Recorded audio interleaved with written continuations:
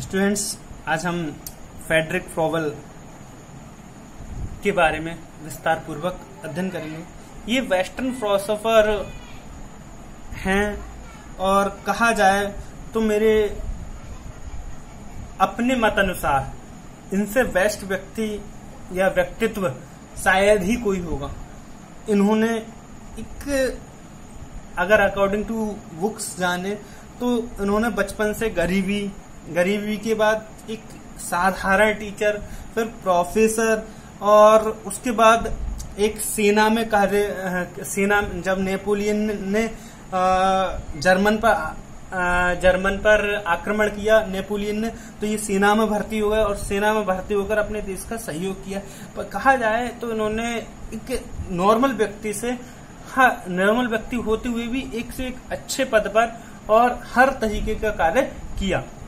देखते हैं इनके, पहले हमें इनकी हिस्ट्री में पता होना चाहिए। कारण है कि इनकी हिस्ट्री थोड़ी हमारे व्यक्तित्व पर प्रभाव डालने योग्य है।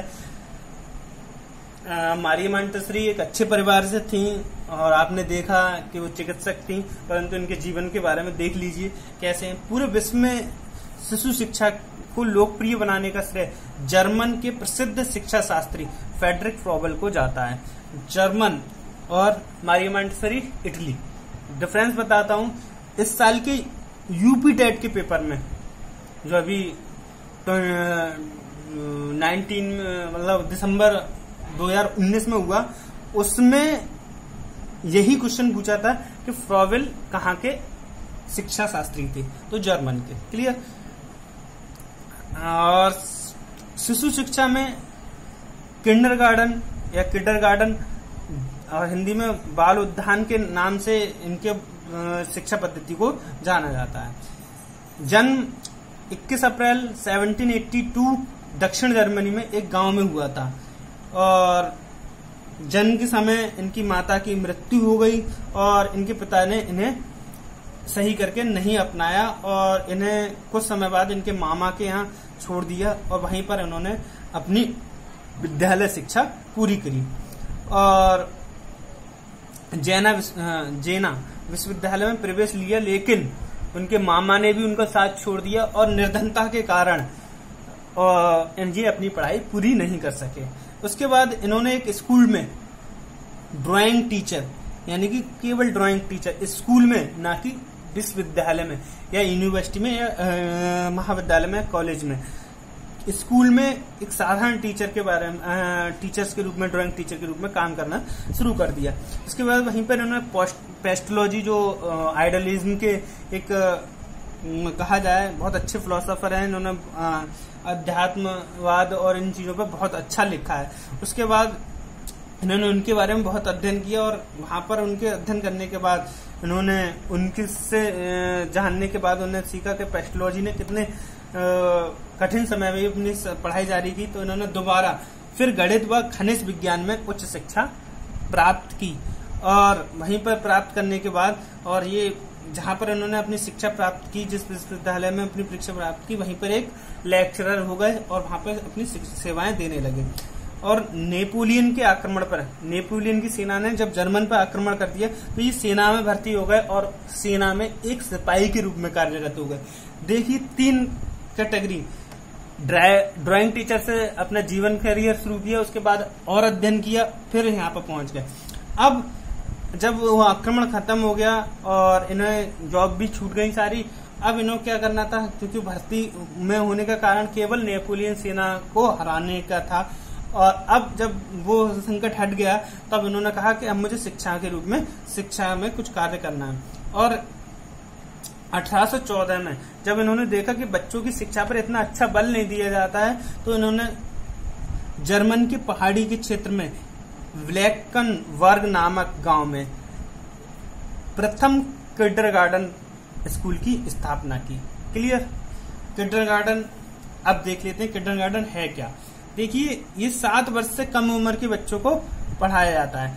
ध्यान रखना, मारिया मोंटेसरी में 3 to 7 और ये 2 to 7, तो ध्यान रखना, इनसे पहले से ये 3 साल के उससे 7 साल की उच्च और ये 6 साल तक भी हो जाती है, 3 से 6 मतलब, और ये 2 से 7 वर्ष तक की होती है। क्लियर।